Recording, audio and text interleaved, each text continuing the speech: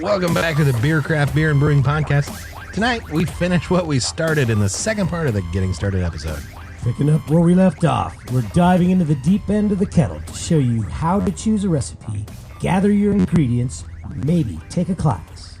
Brewing your first beer is a mix of excitement and a little bit of anxiety. We're here to guide you through it and make sure the excitement wins out. So get comfortable, grab a pint, and sharpen your pencils for another episode of The Beer Craft. Hey, Ben, what's hoppin' at Northwest Brewers Supply? Oh, Mike, just living it up in Paradise. We've got all the ingredients to make everyone's next homebrew batch a memorable one. This month, we got a special deal happening. The first 20 people to pop in and buy a starter kit will get a $20 beer kit. Well, hey now, that is one beautiful deal. Hey, you heard the man. Be one of the first 20 people to buy a starter kit and get a beer kit for only $20 today at Northwest Brewers Supply at 940 South Spruce Street in Burlington. Oh, man. Welcome back to the Beer Craft. Andrew, how the hell are you? Hey, man. Hey, Ben. Doing good, doing good. Here we are again on a Wednesday. What is this? What's like episode 5.5, 6? Yeah, it's like 5.5 or 6, right. Episode 6 on getting started with beer tonight. Yep. We're gonna go back to our notes and Last week we were talking about the beer gear you need to get started on Absolutely. your brewing journey. And we went over everything from your kettle to the auto siphon, which we... and hydrometers. Don't forget your important hydrometers. Yep. Tonight we're going to be talking about the backbone of that beer you're going to make. Your first recipe. Your first recipe. What are you going to brew? What are you going to be thirsty for next month? I think that's a great question. But before we do that, we have to do something else. A very important piece of business that we have to attend to today in a little segment we're calling Beer 30. Tonight's beer, I brought something special for you, Andrew. You probably recognize this bottle from afar. This is Fremont Brewing's B-Bomb. This is from, are you ready for this? 2021. 2021. I've been hoarding this beer for something, for some dumb reason. No, I found it in my cellar. I'm like, man, that's coming to the studio today. It's going to be great. Great choice. Thank you. Let me fiddle fart around with all the wax here. Fiddle fart without wax? Nope, Does that work like that? No. Nope, it sure didn't. The wax was dribbling down the bottle. We thought maybe it would be like a pull string to get the wax off to get me into the beer faster, but it didn't. So I'm just gonna sit here and carve into this the carnauba wax. Do you have your handy dandy beer craft? A beer opener? Do you think I would be that prepared? Yeah. That is a negative. But I have a pocket knife, and we can do it, the Boy Scout way. Love it. That's right. That's how we did in Boy Scouts. We'd open beer with a pocket knife. There's a safe way to do that, folks. And wait a minute. Hold on. How old are Boy Scouts? all of the. Don't you get kicked out when you're 18? We don't talk about that. We don't talk about Bruno. Give me your glass. One thing I was thinking about. Exact same thing the other day was I was watching the World Series last night, and I see the guy's stuffing his mouth full of tobacco. I don't know. It was Big jaw. Yeah.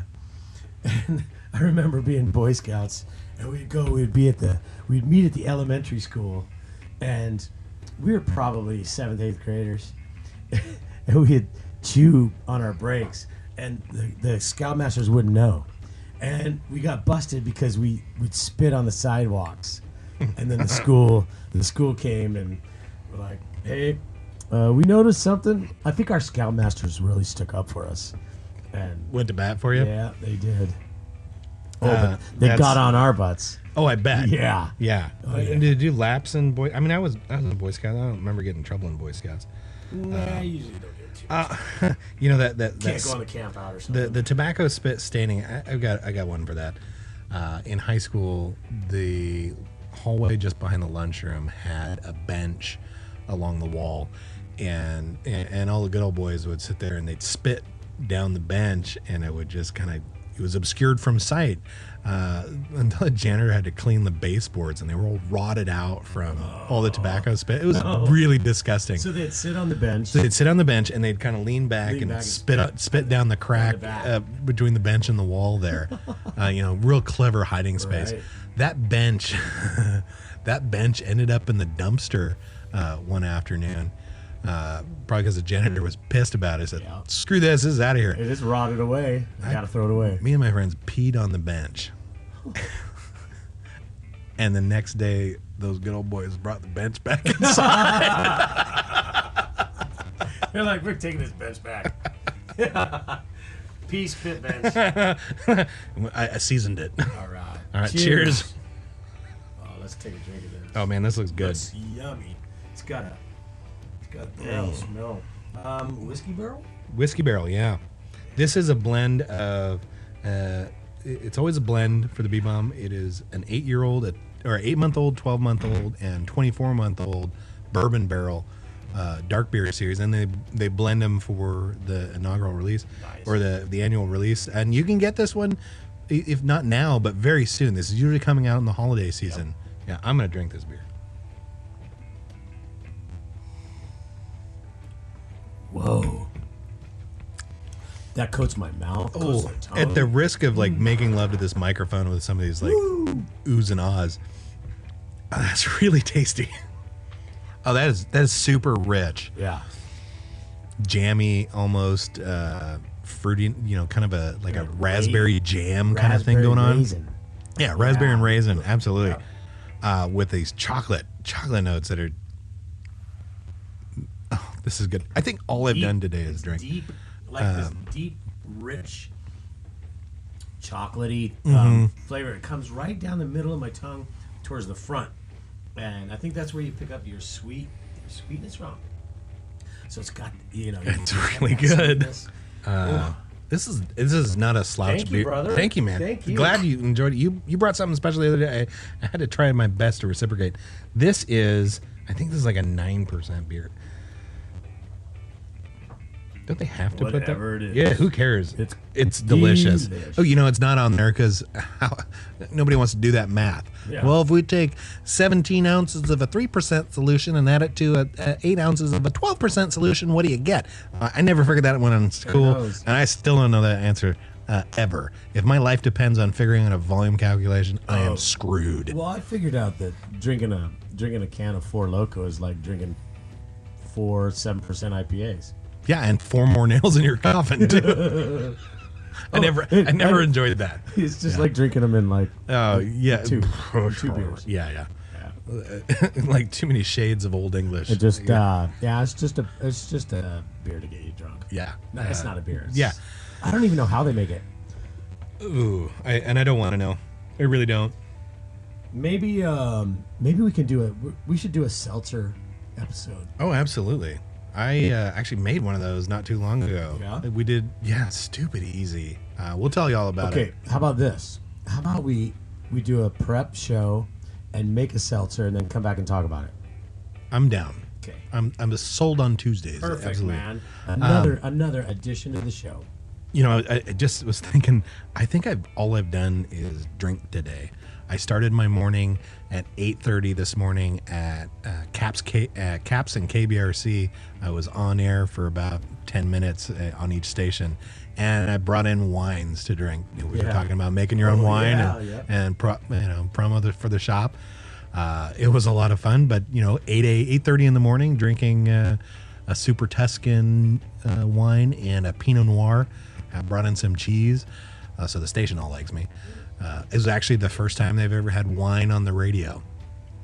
Very cool. Lots of beer they've done. I've brought beer. I've brought beer for crying out loud. But that was the first time they ever had wine. And Annie on Caps was very excited. It was like, yay, I like that. Yeah. So it was a lot of fun. Always a blast to go down on the station. I was there on previous Monday recording a couple of new ads. There's a new ad coming out. do a Yoda impersonation on it. Oh, it's really bad. Yoda, you do. Yoda, brew, you must. All right. Yeah, it's really bad. And the other one was like, it was the Dark Knight. Oh yeah. I think, in fact, they're in the they're in the ad folder. If you plug those into the show, that might be something to do. Is since I'm talking about them, you'll get to hear them tonight. We'll make sure of it. We have the technology. Yes. Back to this beer, Fremont Brewing out of Seattle, absolutely killing it with the B-bomb.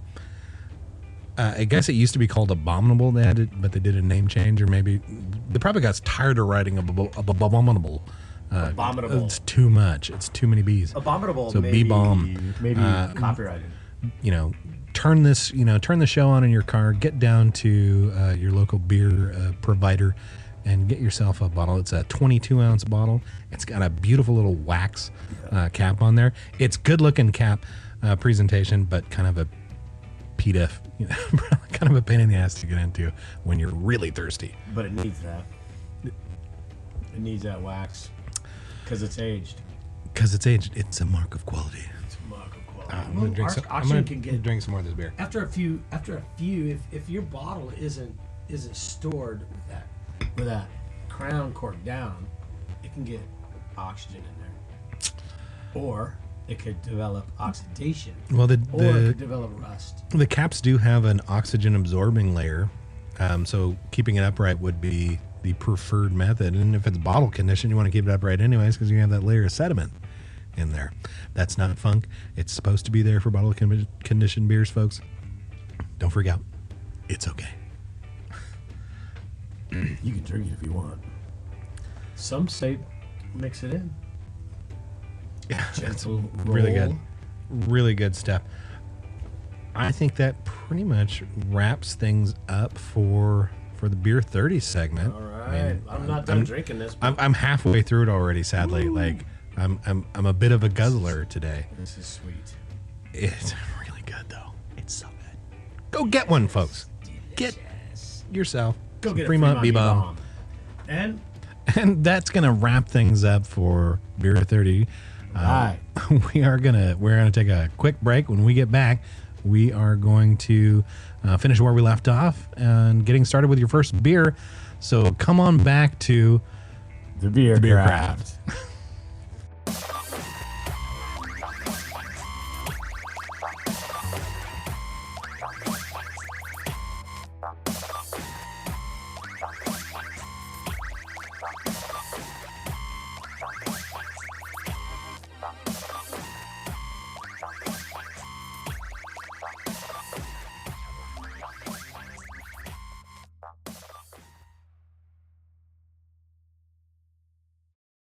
In the craft beer system, the people are served by two but equally important groups: the brewers who make the beer and the bartenders who serve the pints. These are their stories, presented by Northwest Brewers Supply.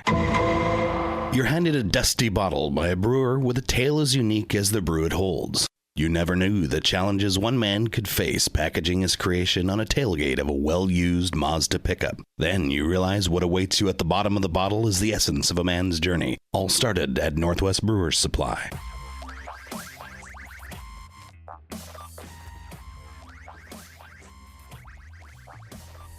We're back on the beer craft here, folks. Thanks for tuning in. Last week we took a deep dive on getting started with beer. We talked about the gear essentials to get you started right in your own kitchen or garage or wherever you decide to brew.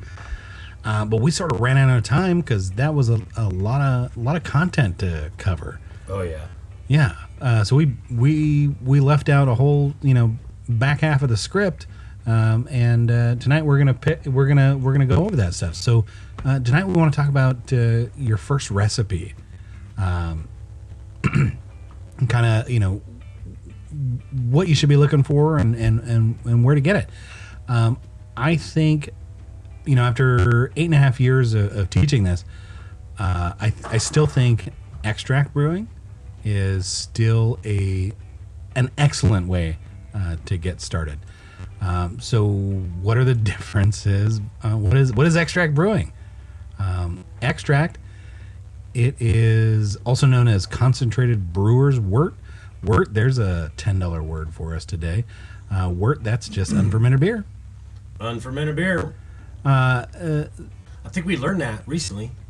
We might have covered that. did, We're on episode 6. Yeah. We can start repeating So ourselves. what we got is we're going to brew with what? Concentrate? Extract or malt A syrup. extract. A malt it is syrup. like either That's good. a syrup Yep. Or a powder. or dry, yeah. Yep. So it comes in 2 different forms. And they're both the same product. Yeah. In fact, in order to get the dry malt extract, they have to make the liquid malt extract first, and So- then they take more water out. I think we should back up. Backing up. All this is the extract, the syrup, or the dry malt, as you will. It's all barley. It's all processed barley. Absolutely. Barley malt. Barley malt. That's how we make beer. Our primary ingredient is barley. And we use a mill to mash that barley.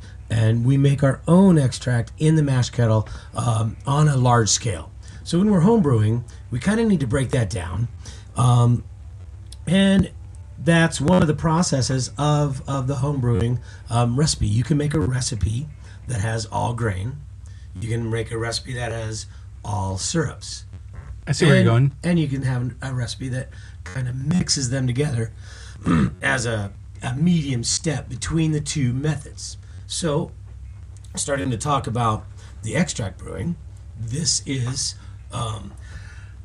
excuse me, this is barley that's been mashed and then Well, I think has been. It's not just any barley, though, isn't it?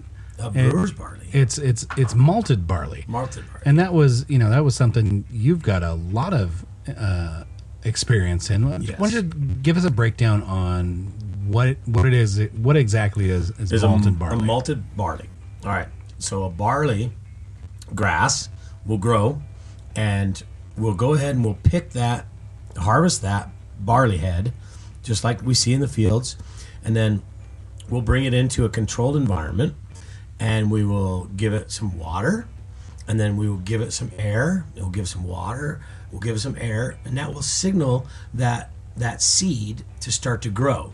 No, you're germinating. Oh, germination. Yeah, it's just germination. So it starts, that little seed has a little packet of energy that's in that hard seed that gets activated when it finds the right conditions. And the way you malt it is you would create those conditions with the water and the air and the correct temperature, correct humidity, all that. And it starts to grow. And that little packet of energy inside that seed starts to grow that acuspire, which is the beginning of the plant. And that beginning of the plant is the one that has all those nice sugars and the proteins in it that we want to extract.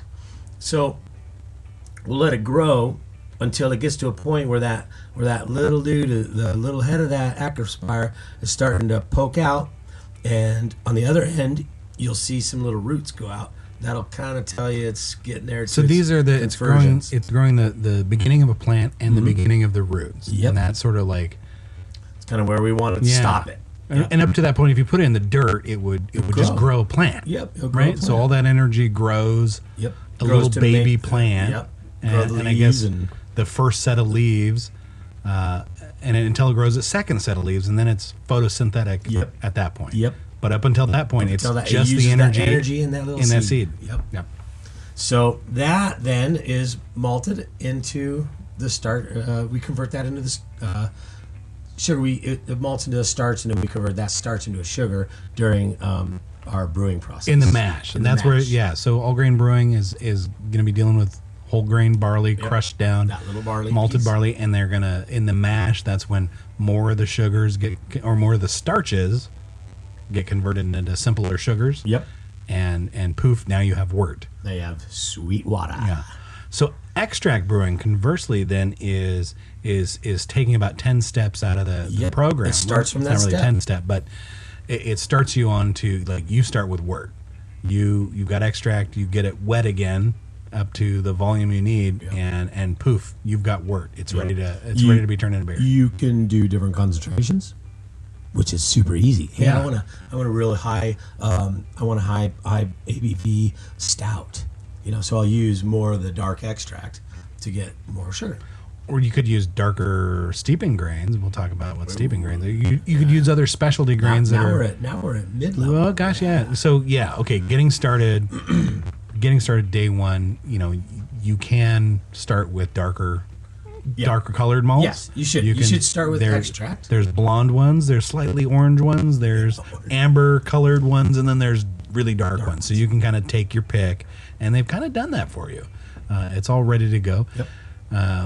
And the shop your shop's going to have a recipe that you're just going to roll in there. Hey, I'm going to do this stout. I want 8 ABV and I need extract. Done and done. Boom. Be back in 5 minutes, folks. Not you, but here's your extract, and boom. Absolutely. Okay. Then the next step is to, like you said, add those steeping grains. Mm-hmm. Oh my God! I felt like I was such an expert when I graduated to that step. I'm like, yes, it was like a big deal. It was. It was like, yes, I'm out of beginner stage. Yeah. So intermediate level. so You cool. get a couple. You can get a beer kit with maybe 1.5 pounds or 2 pounds of specialty malts that add color and flavor and nuance to your finished beer to make it exactly how you wish. I'll say this: all of the kits that I sell, we jump straight to intermediate. I don't. All of my recipes have specialty grains because it's a little more interactive. It's a little more hands-on. Tell them, hey, I like that. Yeah, it's we start them easy that way. But those specialty grains, we like to explain that. If you're making beer, your ingredients list. You've got barley or extract. You've got hops, you've got yeast, and conversely, if you're making cookies, you've got sugar and flour and butter, and then sprinkles, right? Or nuts or seeds or something. Well, in brewing your extract, that's your sugar, your flour, and your butter all rolled into one. Every cookie, in this case, has sugar, flour, and butter. Every beer's got extract of some sort, whether you made it yourself or you bought it. But then the specialty grains in your hops, those are more like the nuts the chocolate morsels that differentiate one cookie from another one. So that's kind of extract in a nutshell. And I like to start people there. I like to start them there because it's simple. We can do this in a couple hours on our stovetop. Yep. And that includes cleanup. In our beginning equipment. Yeah. We talked about last week. It doesn't, with the same kind of gear we talked about in the last episode, we don't have to learn 100% of what to do. We're kind of starting in the midpoint.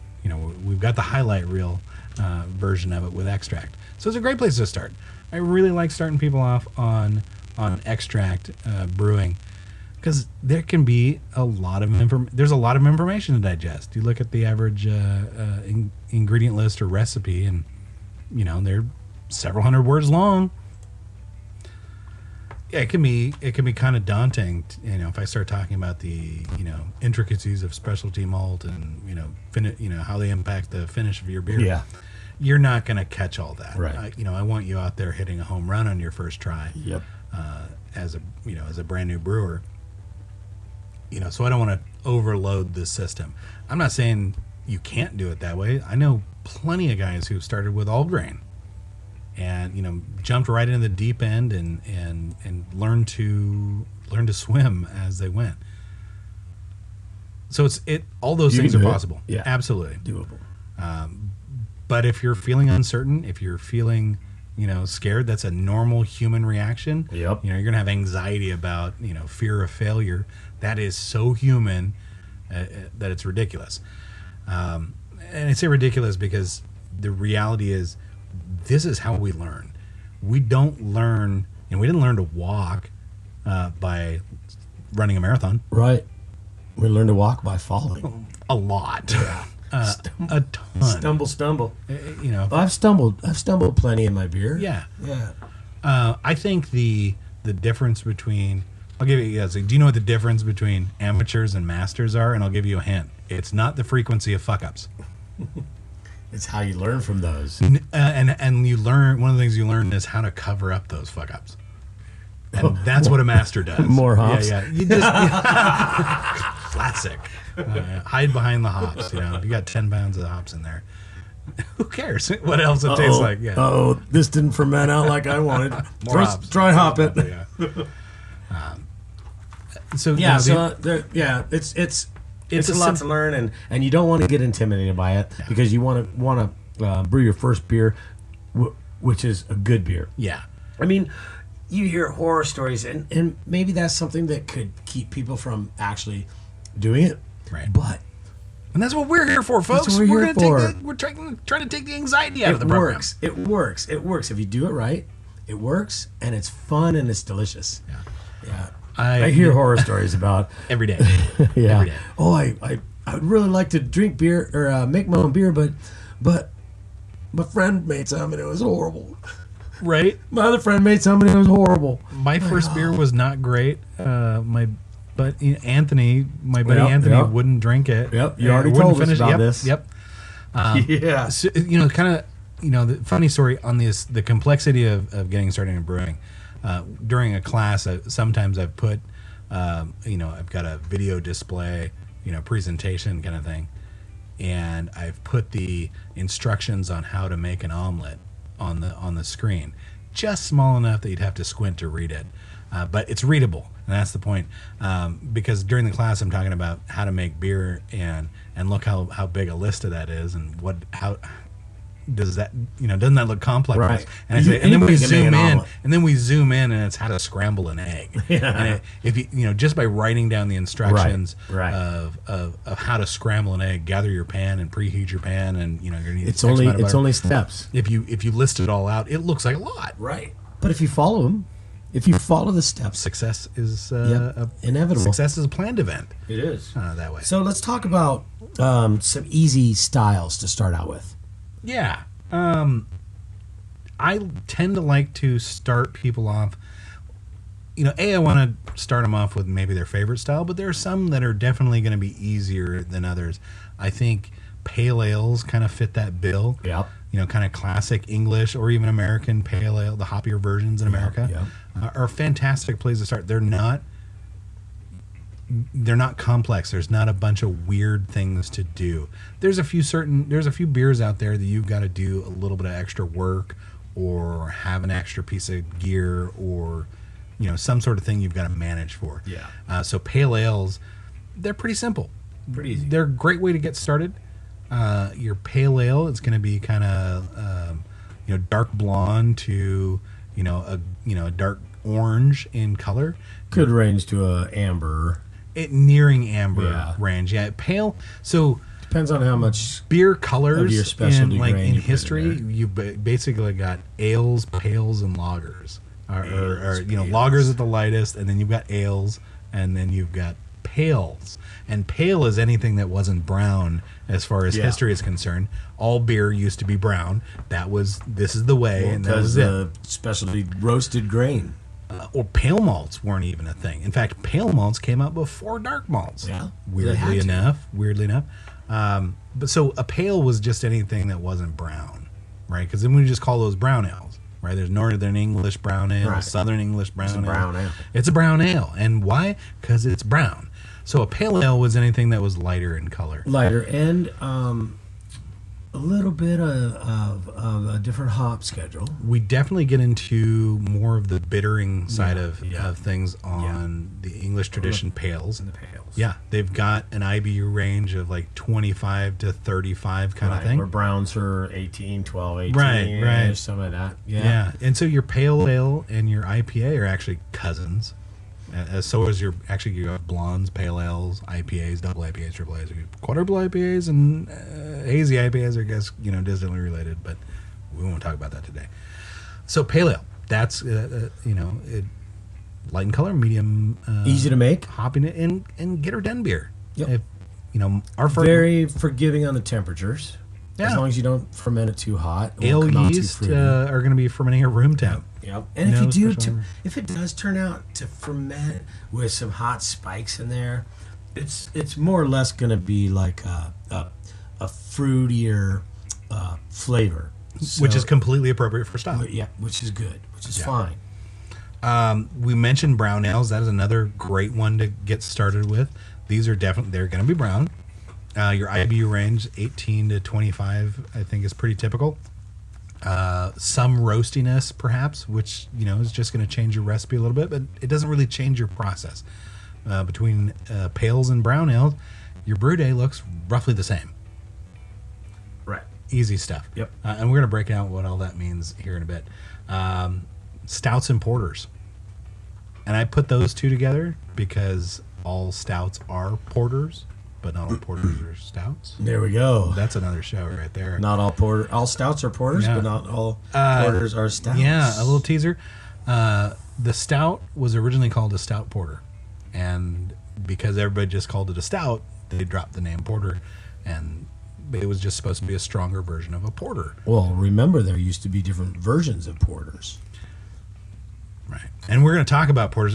In fact, I've got a whole history of porters and stouts, and that's in an upcoming episode, I promise you. Stay tuned. Teaser would be like Teaser, yeah. 5 shilling porter. Right. So, yeah, 5 shilling porter, right? Or 10 shilling porter. Oh, that would be a good one. Yeah. That'd have and been then a you get rich to one. stout porter, which was Yeah. the strongest one. Yeah. I love stouts. But those are easy beers. Those are easy, approachable beers to stout- brew on your first day. A stout's another great beer to brew on Yeah. the first day. The porters and stouts, so those are classic daily drinkers Yep. for centuries, not just in wintertime. Yeah. Fantastic beers. Inky black, brown to inky black. They are, low to heavy roast character. Porters tend to be a little bit sweeter in the marketplace these days. Stouts bitter. definitely drier, and that was not always Drier. the case, but this is the current landscape we're talking about. Fantastic places to start. Both of them, all three of those beers are going to be easy. Let's see. Amber Ale. Amber. Along the same range as a pale. Just a little bit different about Kind of a reddish hue to it. It's Yeah. just red beer. a little bit less on the hop. I think on the hop. A little flavor. less on the hop. Not a ton of malt character. Easy drinking, dry finishing. Very, very middle of the road. We'll call it. Very middle of the road. Yeah, easy place to start. Fantastic. But if you're feeling brave, you could start with an IPA. There's nothing really to stop you from starting any of these things. If you came to me in the shop and said, "Hey, I want to make an IPA for my first batch," I'm like, "Let me set you up with a golden child here. We got a tasty one right now." IPA, One that's gonna work. IPA is just a overgrown pale ale in terms of India Pale Ale. the India Pale Ale. Yep. India. Yeah. But you know what? No. We should save my pontification for the IPA episode. The whole episode on IPAs. I've got that's a another whole episode. diatribe on IPA. Oh, I am so looking forward to that. As I have my own. It'll be great. That'll be a good episode coming up very soon on the Beer Craft. Probably If you're feeling brave, they're really only the big difference between any of those other beers and an IPA is like one more step. And that's called dry hopping, which we're going to do a hopping show as well. Yep. But dry hopping, we're just adding that after fermentation. We're adding more hops because hops are delicious and we want more of them. That's a nutshell. If you're, it's IPA land, we want them. We want them. IPA land, you want more of them, but not necessarily more the better. There's a Not all the time. good hoppy balance. There's a between balance. things. There is a teeter-totter kind of Remember thing here in balance. our fresh hop episode recently Uh-huh. that I was having a very hoppy fresh hop, and he said that he didn't know how many IBUs it was, but yeah, it was very over the top. I think he used like 1,300 pounds. So it was all the IBUs. Yeah. Yeah. Wow. So yeah, you can overdo it, folks. Just So those are some really easy choices. I think there's a few I tend to steer people away from as their first batch. The first one up on that list is aged beers. Don't do a barrel aged beer on your first round. My biggest reason is I want you to drink that and enjoy that and know you've done a good job. I want to give you a little instant feedback or as close to as I can. So an aged beer just kind of delays that, and that's sad. It's sad, very sad. You can strategize on aged beer soon by splitting off half and half. could. Like a saison or a stout. When you that don't know barrel anything, age, when you don't know much, and you're just getting started, I think it's probably a good idea to Right. put them on the back burner and cream those ones up a little harder. Yep. Because you're never going to be able to know if they're right until they age out. Right. And if it was your first beer, right, you're not even going to know if your first beer turned out for 6 months, 8 months. you have 12 more that were better than your first one. Right. When the next 12 will be better than your first one, I guarantee it. Yeah.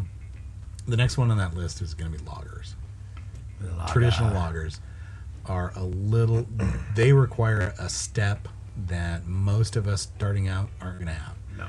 Temperature control, yeah. You know, most of your lager strains are going to ferment at like 45 to 55-ish degrees, and that's a noodly temperature. And they have to be They need to be spot on. They can't fluctuate. You can't put them in a 40-degree closet, you know. Yeah. You really want to nail that temperature range, or the beer is going to suffer. Yeah. Those beers also tend to be lighter they're lighter in flavor profile. Yes. And so you don't have a lot of strong elements. You don't get to hide behind 10 pounds of hops. No. For those beers. You don't hide it all. Yeah. So every oopsidaisical that happens in that beer is going to be magnified because there's not as many competing elements. So I tend to steer people away from those to get started with. Right. Your first batch. Oh. Your first batch. Yeah. You know, we'll talk about some other ones later on. But getting started, I like to, try to steer people to simple, easy, reproducible beers that they can cut their teeth on and enjoy. They're going to have fun either way. Yep. And if they're heading out there and hitting home runs right on their first batch, you bet your bottom dollar they're going to come back for batch 2. And that's why we got into this hobby. Right. We didn't want to just make one beer. We kind of wanted to get good at making beer. But in order to be good at making beer, you kind of got to go through being crappy at making beer. Just like this podcast. Somewhat. We're going through the getting crappy, being crappy at it pays. They're paying the dues. That's right. Pay the dues before that beer is good. Pay those dues for the podcast is good. Yeah. Well, now, do you think we need to make any kind of recipe calculations if I'm using extract? I know I'm going to be able to come into the store and talk to you and say, I'm going to make such and such beer. You're gonna give me X amount of pound of extract. Now, Sure. I'm gonna do that in my first beer. Now, my second beer, maybe I wanna do a little bit of a different thing.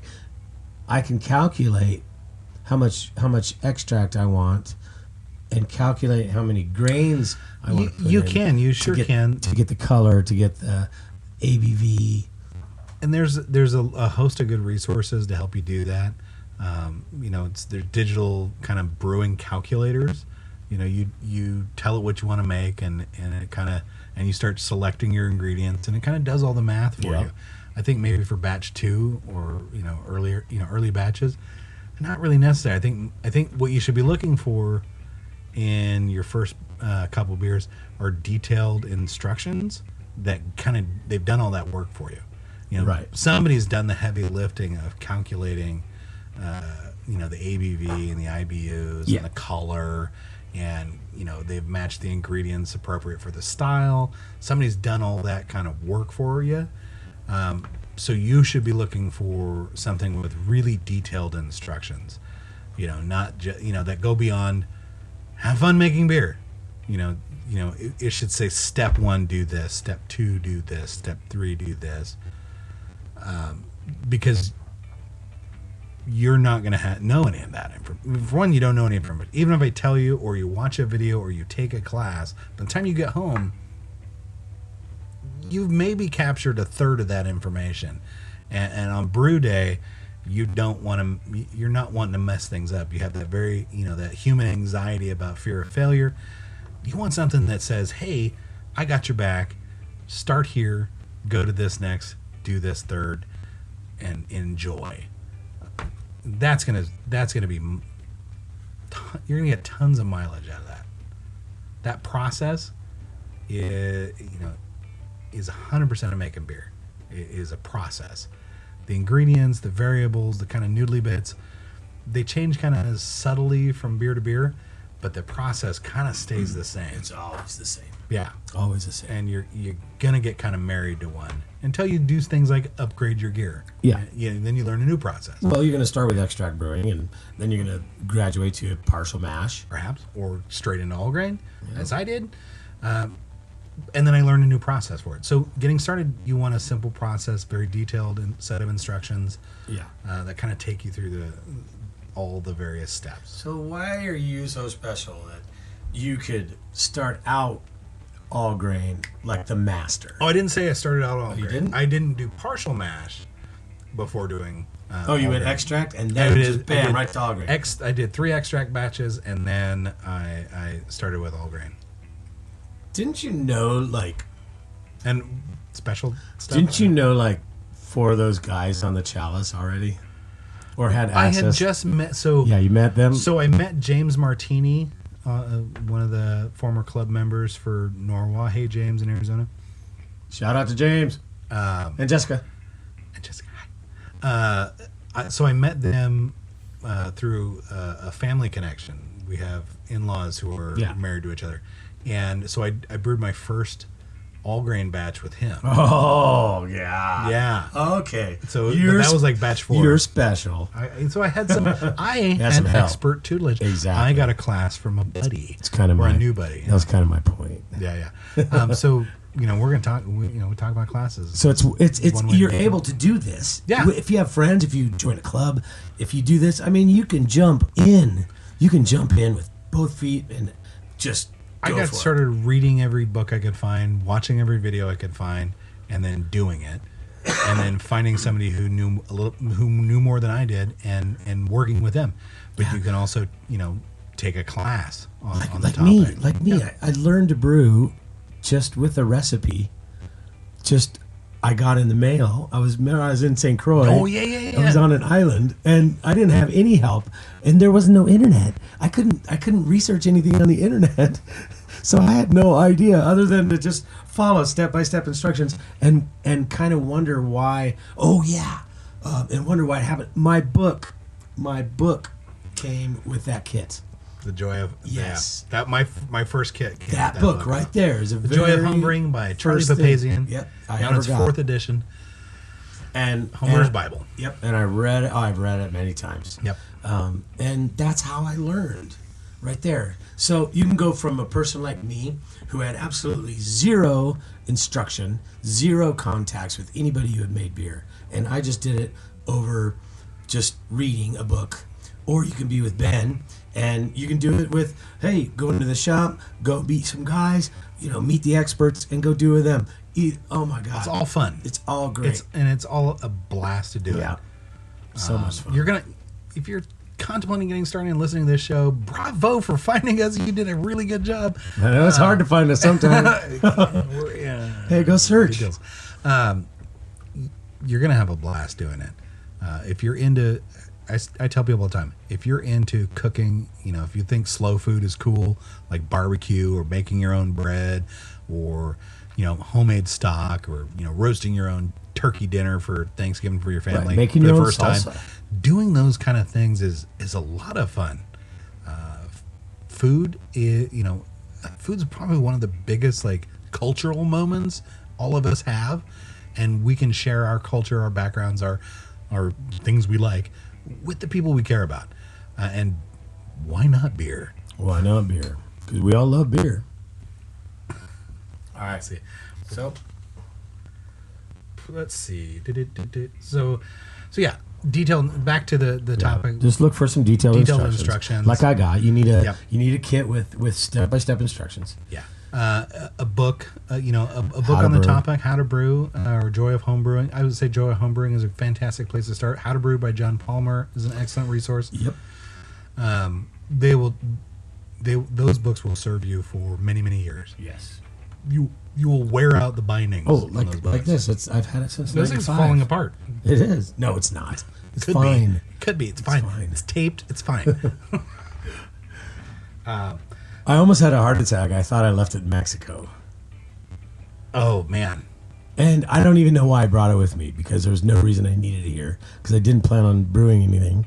And I don't know why I brought it with me. I just brought it with me because it's close to my like heart. It's your security blanket for beer. It's a callback to a moment in your life. I think I brought that in my. I think I brought my recipe book back, but I hope you did. well, it's on You had my, some really good beers. I remember, if I recall. it's on my computer. But What was that? God, what was that one that you did a really big dark beer? the Ox, The Ox. Oh my Yes. God. it's amazing. I remember drinking that beer for the first that time. was one of my staples and a favorite beer in Mexico. Oh, man. People just drink You it. gotta come. You gotta find Out, that check and it come out. brew that as a shop, Yeah. because I miss that beer. You know, I might just have to figure out how to get that contract brewed some way. do it. So that's kind of a wrap up on Our recipe making on recipe, session. how to Yeah. pick a recipe. Oh, we didn't talk about how to find these recipes. So we want to out in the internet land.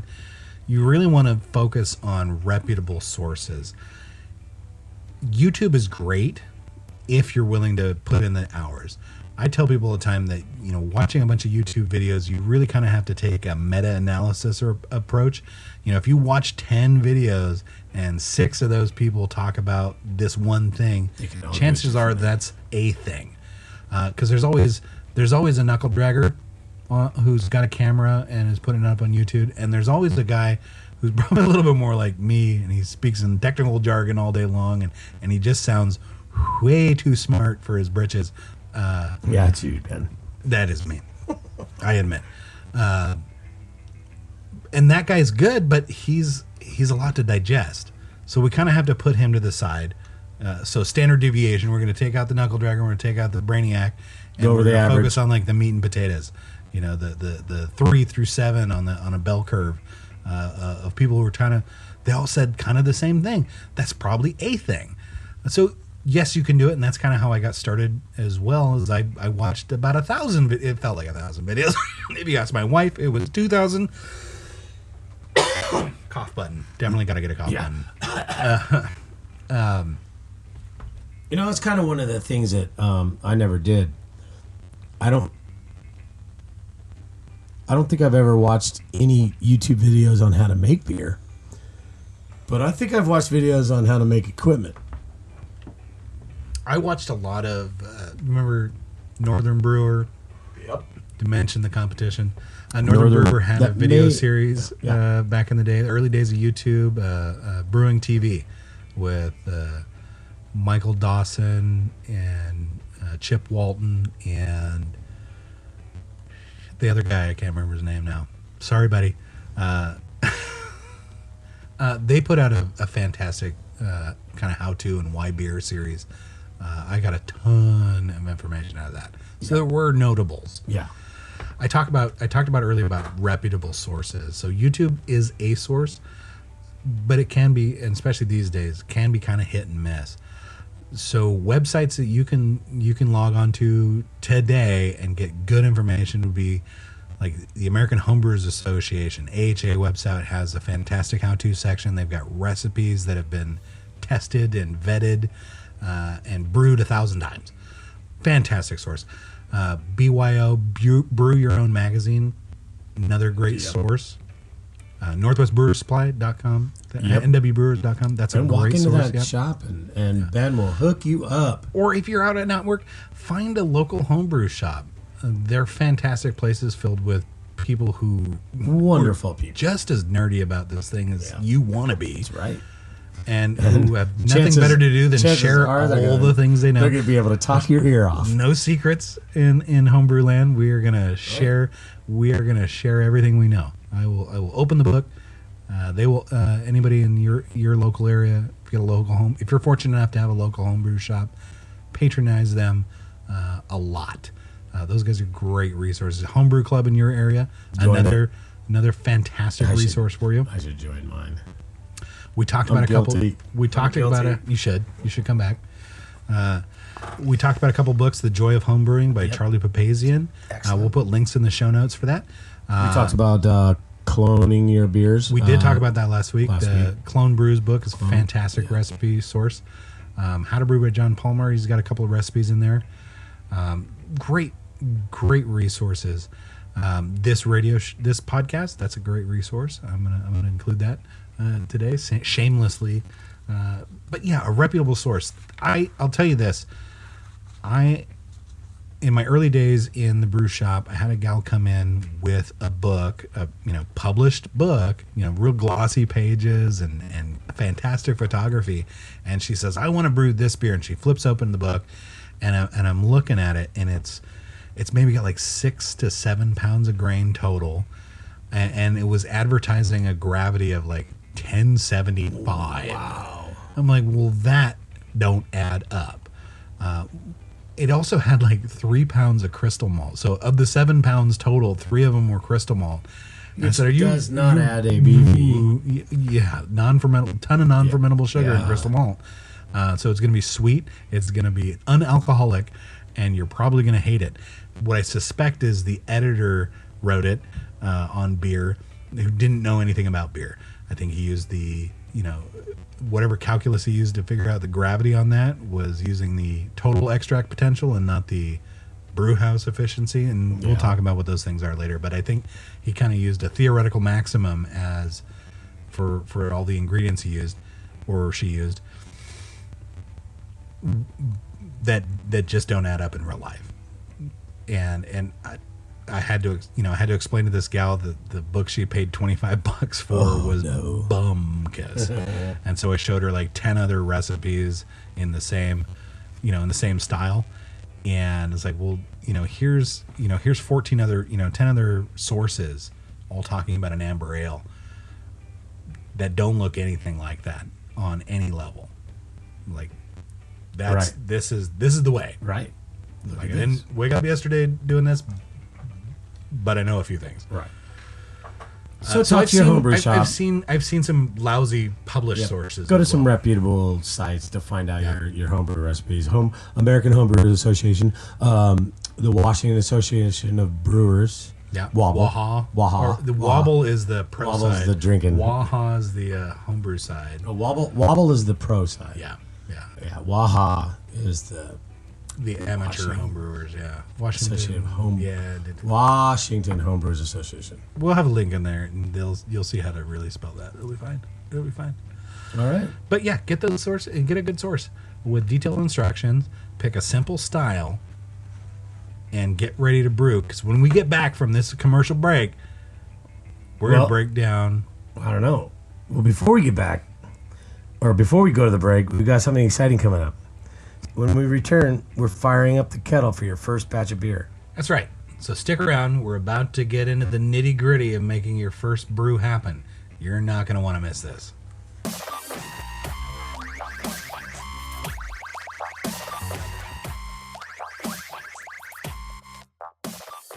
Long before your modern-day home brewer, ancient civilizations used song and prayers to preserve and share their favorite home brewing recipes. Today, they use Northwest Brewers Supply for their knowledgeable staff and economically friendly beer starter kits designed to start and keep you brewing deep, flavorful beer at home. Whether you're an experienced home brewer or looking for a new hobby, Northwest Brewers Supply in Burlington is here to help you start and stay home brewing. Visit them on Facebook or at nwbrewers.com for information on upcoming events and classes.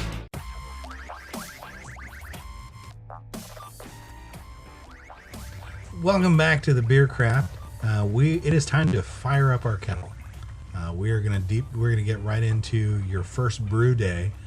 So we've got all our ingredients. We've got them laid out kind of in order as per the instructions, the very detailed instructions. And we're getting started. So the first thing with extract brewing is you've got to bring your water to temperature. You've got to dissolve your extract in that, and you've got to boil it. So this is the boil phase. So your water goes in, your extract go in. Don't let those extracts burn. When I add my extracts, I turn my kettle heat off because that extract is going to sink to the bottom. It could scorch and give us some kind of burnt toast flavors. I mean, I'm one of the weird people who like burnt black toast, but I don't want it in my beer. So fully dissolve your extract in there, off heat, and then fire it back up. And you're getting into the boil. Most beers are going to boil for an hour for reasons. We're going to talk about those reasons later on in the show. But the first, the things you need to know is you're going to be boiling this beer for an hour. You're going to be adding hops at various times during that, according to your recipe. Those hops are going to be responsible for bitterness and flavors and aromas. So when and how much we add of what variety kind of makes a difference. But you're going to want to follow those instructions really well. That boil, here's one thing you got to watch out for. You got to watch out for boil over. Boil over. It's the worst. It sucks so bad. It'll get you kicked out of the kitchen so fast.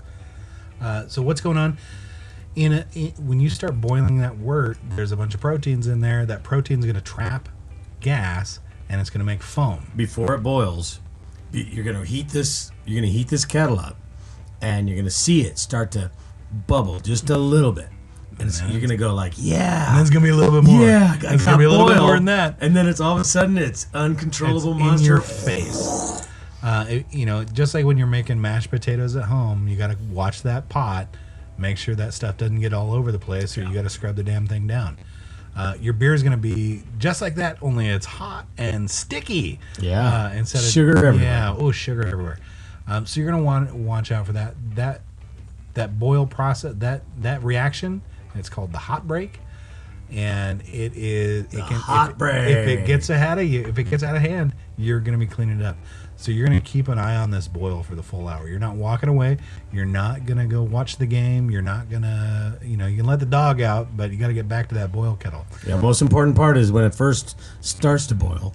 Or when you add your first hop addition. Or when you add something to it. Yeah. Yes. All of those things can really make a big mess. Yep. We actually want the hot break. We want it to happen. So don't be afraid of it. So you can even turn it down. Absolutely. You can even turn it down, and it'll come right back at you. I mean, so what to do when you get a hot break? When it's getting out of hand, keep your hand on the throttle. You can regulate the heat, turn it down. Another trick is to take a spray bottle with just plain water on the mist setting. Fans out kind of nice, and that'll actually break the surface tension a little bit and pop some bubbles for us, and that'll kind of keep so between my hand on the fire control and my other hand on the trigger finger of the spray bottle, I can kind of manage this the hot break and keep it in the kettle. Another reason we talked about last week about having a kettle of the right size. The biggest reason is to contain that break material, so we don't want it all over the place. So we have enough head space. Yeah. So it can have a little bit of a foam head to it while it's boiling. And this is a good thing for us. It's going to take care of some proteins for us, which are going to cause haze in our finish. So we want this reaction to happen. We just don't want it to end up on the counter. I'll use a strainer and strain it off because I'm weird like that. I've done that. I found it was a little bit too much work, so I didn't want to do it anymore. But you can skim the foam off. It's not going to hurt anything. I don't know what this sound is. I'm sorry, folks.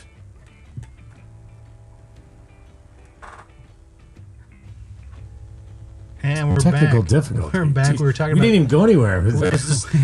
I sat in my chair the whole time. Ghost sounds. While you're farting around with cables and cords. So skimming that foam material, you can certainly do that. I'm just weird. Yeah. It's one less thing. I just don't want it in but my it beer. It can also hang out and sink to the bottom of the kettle. It's fine. Oh, well, it'll sink to the bottom and it probably won't. Yeah. Gravity works. But that's the basics of your boil process. Your hop additions. Oh, let's talk about that real quick. Your recipe is going to be written in your hop addition times are going to be written in a specific format.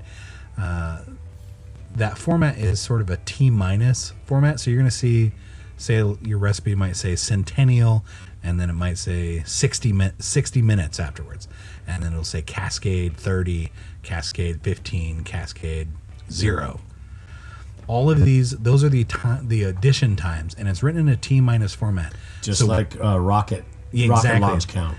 Because you're using if you use a timer on your stove, and I recommend you do, or a timer on your watch or your phone.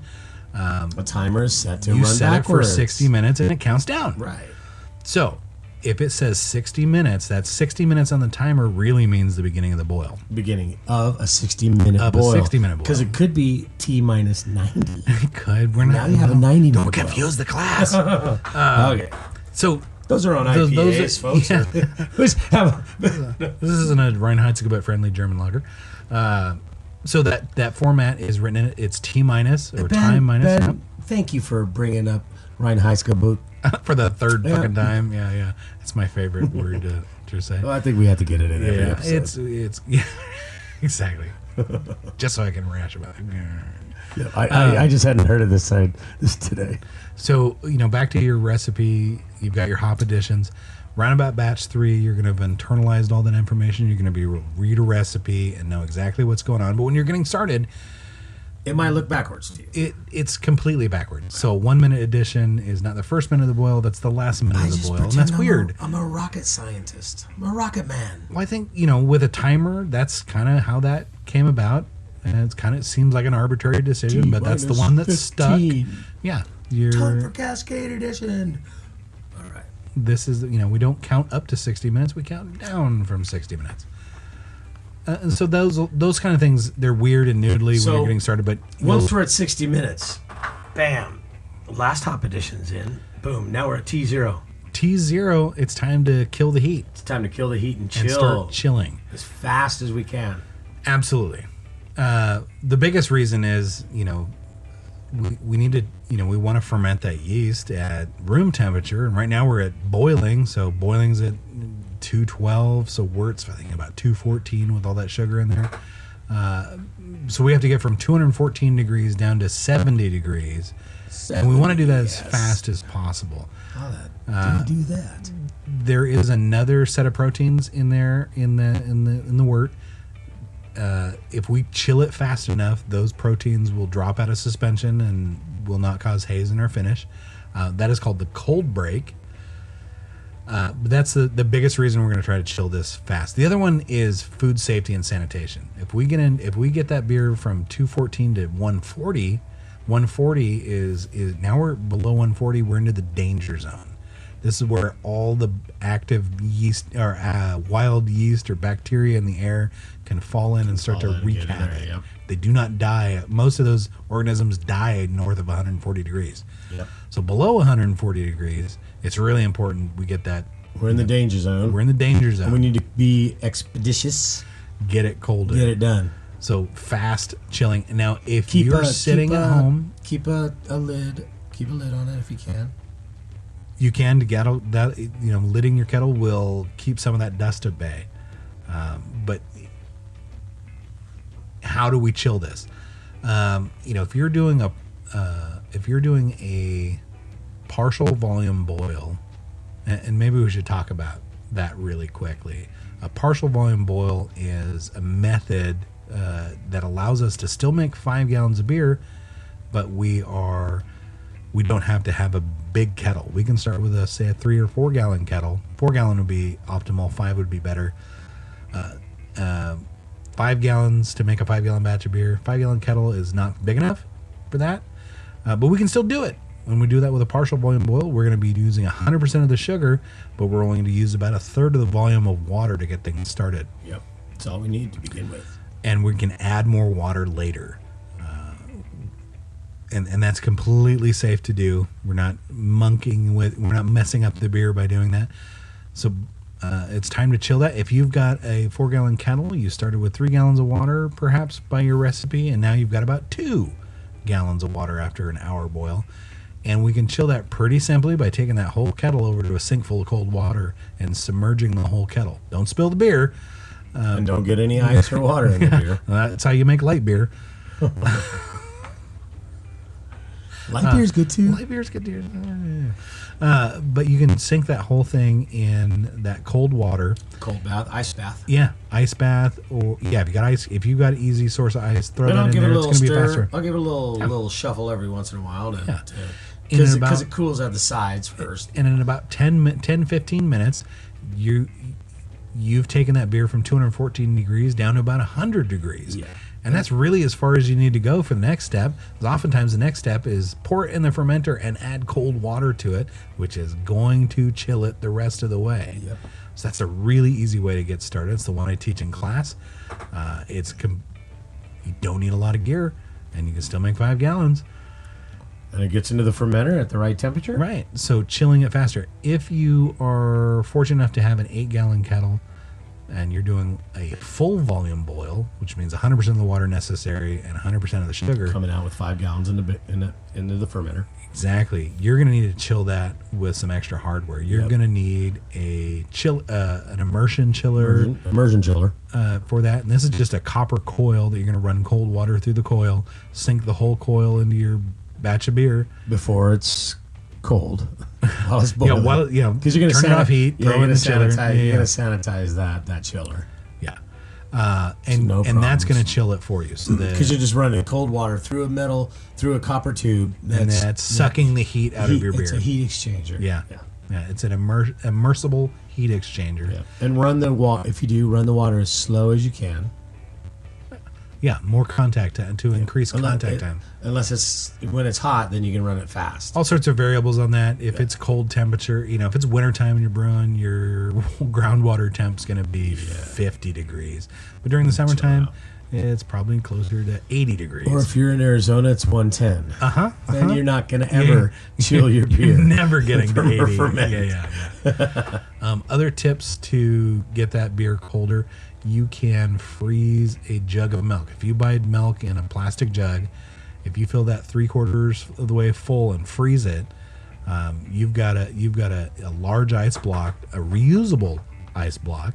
You can take that jug out of the freezer, dunk it in your sanitizer, and it can go into your boil kettle, and it won't water it down because the ice is contained in the jug. Acts as a big heat sink. We do that in restaurants. We have large frozen turkeys, Lexan plastic tubes that we can put in a large stock pot in the walk-in that'll chill that beer faster. Because again, in a restaurant, you're concerned with food safety and sanitation. Yep. We want to get that down to 40 degrees. In the restaurant, we want to get it below 40 degrees as fast as possible. Make a big batch of soup. Got to get it chilled before tomorrow's service. Yep.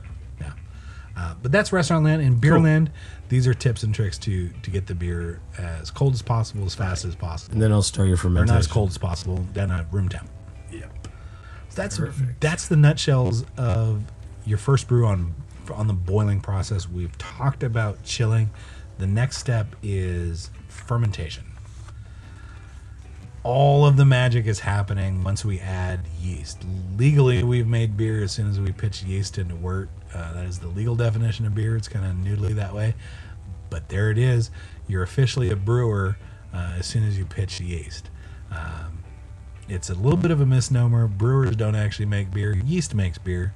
Brewers just make wort. So we made the wort. We chilled the wort. Now we're pitching the yeast, and it's legally beer as soon as we do that. But legal over here on this side of the table. What do yeast need for fermentation? Temperature.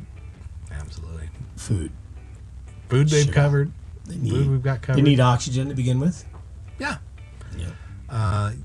We're gonna often your recipe is gonna talk about oxygenating your wort. When you boil all that wort for an hour, you've actually depleted the oxygen. There's running the tap. There's free oxygen in that water. It's the same stuff fish breathe, folks. It's they still need oxygen too. They as just you're take it out of boiling, the water. the water leaves. Yeah. With the steam. Yep. Yeah. A lot of oxygen going up in that. All the bubbles that are coming up out of a beer that's causing that boil, that's oxygen doing that job. Steam is the water vapor that's leaving, so that's going to give us an evaporation. We're going to get, we might start with 3 gallons, and now we only have 2 gallons because we boiled all the rest off. But in the fermentation side, the first day we want to re-oxygenate that wort. That could be swirling the bucket around for 5 minutes does a pretty good job. Yep. A great place to start. Start there. Start there. Put a cap on it. Shake. Yep. Into a sanitized bucket with a sanitized airlock. Yep. I like to put sanitizer in my airlock. I do too. I do that because if I use water, 2 weeks later that water is going to have a biofilm on it. Right. I mean, if you do this at home, leave water on the counter and don't let your partner beat you up over it, but you're doing science. If you just leave that water sitting there, it's going to get like a slimy film on it, and that's wild bacteria and yeast that are colonizing on the surface of your glass. Having fun. Yeah, doing their thing. Yeah. If that happens inside my airlock, I'm not really at risk for contaminating my beer because it can't get into the beer. That's how the airlock works. Prevents that. However, now the airlock needs to be cleaned. Yeah. Because if some of that sanitizer cool. even gets back sucked into the beer too, a couple drops, you do not want anything more than sanitized in there. Yeah. Water. You could use vodka, but that's going to get pricier. Yeah. If a little vodka gets into your beer, it just makes it a little stronger, and that's not a bad day. But vodka has a premium price tag. Sanitizer's cheap. Everclear is $26 a bottle. Yeah, that's fairly inexpensive. You could use that. You'll save a batch of beer. But sanitizer's cheaper. Say you use an ounce, 2 ounces. That's probably $2. If you use Everclear. Yeah, sure, you could do that. Yeah. That'll keep. Depending on the plastic, though, I will say certain plastics do not handle high proof stuff like Everclear. Because those airlocks are just probably they're not. Again, it's not in contact with their beer. So Star Sand's the win. Star Sand's always going to be the win. When in doubt, use Star Sand. Star Sand's the win. Always. Well, all right. So fermentation characteristics. We talked about temperature. Yeah. That's going to be a yeast specific item. So the yeast that you use for your recipe is generally going to give you a preferred range that it likes. And it might, for an ale, that's going to be, say, 65 to 70 degrees. It's a tight range. But if you have a temperature stable space in your home, good places for that might be an unused guest bathroom. We can close off the registers and keep that a little bit cooler, perhaps. Nobody really uses the space. In the bathtub is a great spot for your first beer. If something does get out of hand and it blows up, your spare bathroom in an unused guest bathroom, the shower or bathtub in there would corral and contain all the mess, and you just hose it off when you're done. Exterior wall closets or interior wall closets, and not the linen cabinet. No, don't put it in the linen cabinet or your clothes closet or anything that could be contaminated. Yeah, or easily stained with poison, gross foam and hops or whatever. Yeah. If it's really, really hot, cool trick to do with your fermenter to keep it cooler, as you can put your whole fermenter in a shallow basin full of water, and if you wrap your bucket or your carboy with a cotton towel or a cotton t-shirt, emphasis on cotton here. Yeah. If the cotton wraps around your fermenter and is submerged in the water, it'll actually wick up the water. It'll wick up the water. And if you blow a fan on it, you're actually going to create a small convection, basically a poor man's swamp cooler. Yeah, nice. You're going to convection cooling. It's the same way air conditioners work in arid climates. Water evaporating will cool things down. And that'll keep you a couple degrees below ambient. So if your house is, say, 75 degrees and you can only go up to 70, this might keep you a little bit cooler. Yep. And that's good. Those yeast that we've used, depending on their temperature range, if we get north of that temperature range, we can get some extra flavor development. Yeah, a little banana estery. Banana esters or fruity flavors, or maybe even spicy phenolic flavors. Depends on what else is in there. Yeah, it depends on what's going on. Very yeast specific on that profile, but we want to keep that beer cool. If you have a basement, this is a fantastic space. You do all your brewing down in the basement, or all of your fermenting in your basement. There's a stable temperature year round. Mold everywhere. Keep it covered, you're fine. Cellars or basements are great. I can smell that right now. Whoa! That was me. that was a mildew. I tooted. Mildew toot. Tooting in the studio. Dang. I kid on that. It wasn't me. So we've talked about the boil, the basics of boil.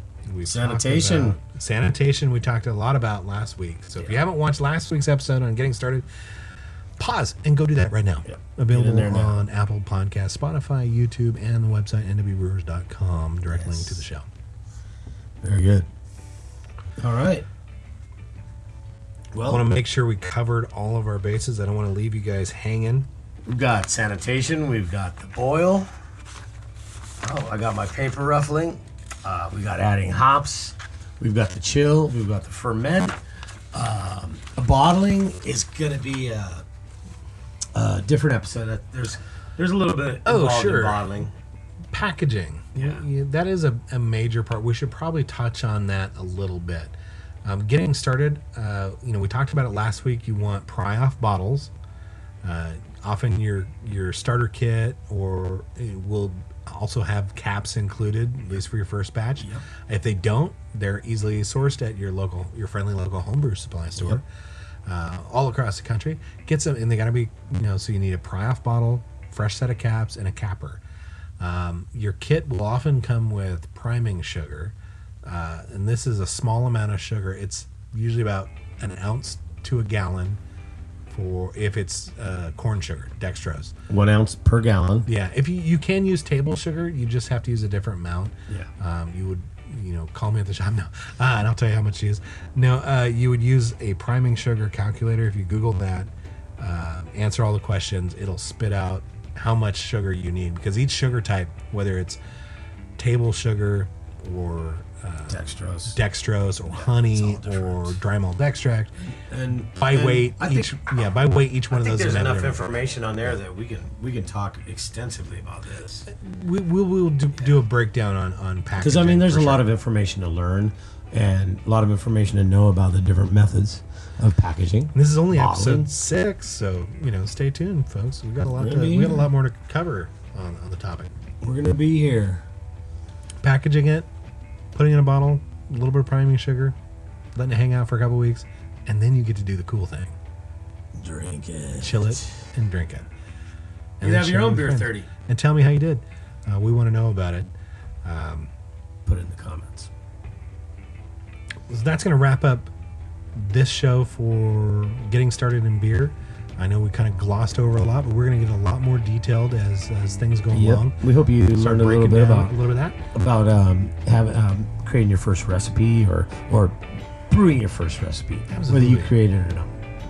Get out there and make a tasty batch of beer. Yeah, that's important. Next week, we're going to be deep diving into the backbone of beer, malt. We're talking malt. We're going to talk about malt varieties, what they bring to the table, and how to choose the right one for your brew. Whether you're aiming for that rich, toasty flavor or a light, crispy finish, malt is the key ingredient that makes that all happen. We'll cover everything from base malts to specialty malts and how to shape the character of your beer next week. So, if you wonder what makes your favorite beer taste the way it does, you won't want to miss this. Tune in and learn all about the magic behind the malt and take your brewing knowledge to the next level. And thank you for following the Beer Craft.